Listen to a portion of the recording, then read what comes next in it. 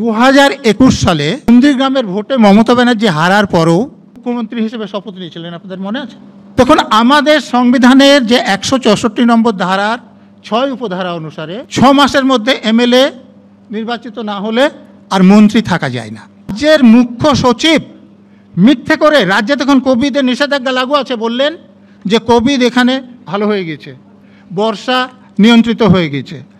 যদি না এখন এই ভবানীপুরের উপনির্বাচন করা হয় তাহলে কিন্তু সাংবিধানিক সংকট দেখা দেবে। দয়া করে যদি কেউ বলে দেন যে সংবিধানের কোথায় লেখা আছে যে মমতা ব্যানার্জিকে রাজ্যের মুখ্যমন্ত্রী থাকতে হবে, সংবিধানের কোথায় লেখা আছে যে ভবানীপুর থেকেই মমতা ব্যানার্জিকে উপনির্বাচনে দাঁড়াতে হবে।